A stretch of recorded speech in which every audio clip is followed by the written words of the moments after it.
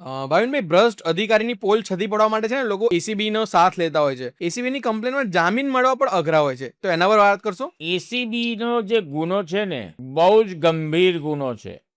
તમને જ્યારે રાજ્ય સેવક માનવામાં આવે, સરકારી અધિકારી, સરકારી કર્મચારી, અને તમને જે કામ કરવા માટે સરકારે નિમણૂક આપી છે એ કામમાં તમે ભ્રષ્ટાચાર કરો, લાંચ માંગો, કોઈ ફેવર માંગો, તો તમે એસીબીની રડારમાં આવી જાઓ. અને તમે 10 રૂપિયાની લાંચ લીધી હોય કે 10,000ની લાંચ લીધી હોય કે 10 લાખની લાંચ લીધી હોય, જામીન નહીં મળે. 10 ને 20 રૂપિયાની લાંચ લેતા પકડાયેલા કિસ્સા પણ મેં જોયેલા છે, અને એ લોકોને બહુ લાંબો સમય જેલમાં રહેવું પડ્યું છે. અને આમાં કેવું હોય, એસીબીની જે ફરિયાદ હોય ને, ટેકનિકલ મુદ્દો છે. જ્યારે પણ એસીબીની ફરિયાદ થાય તો 2 જાતની હોય. આવકથી વધારે સંપત્તિનો મામલો. હમણાં એક કલેક્ટર હતા નડિયાદના, એમના સામે એમને એરેસ્ટ કર્યા છે અને ફરિયાદ ચાલે છે, બધું બહુ આવ્યું છે.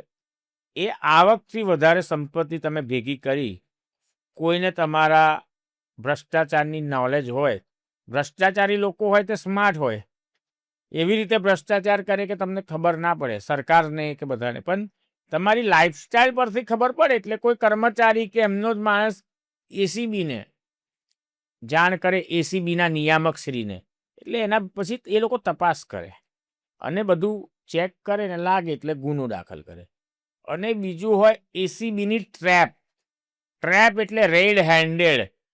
નોટમાં પાવડર લગાવે, તમે પૈસા જે અધિકારી કર્મચારી કલેક્ટર ઓફિસમાં હોય, રજિસ્ટ્રાર ઓફિસમાં હોય, પોલીસ ખાતા, જે પણ તમારી પાસે ખોટી માંગણી કરતું હોય તમારું કામ કરાવવા, એટલે એને પૈસા હાથમાં પકડાવો એટલે એના આખા પ્રિન્ટ આવી જાય નોટો પર, અને સીધો એને ટ્રેપ કરીને પકડવામાં આવે અને પછી સીધો એરેસ્ટ કરવામાં આવે. સાહેબ, જામીન જ ના મળે, એટલો અઘરો ગુનો છે. બહુ જ સમય જતો રહે, બહુ જ ખર્ચા થાય, તોય જામીન ના મળે. એ આખો ટેકનિકલ મુદ્દો છે.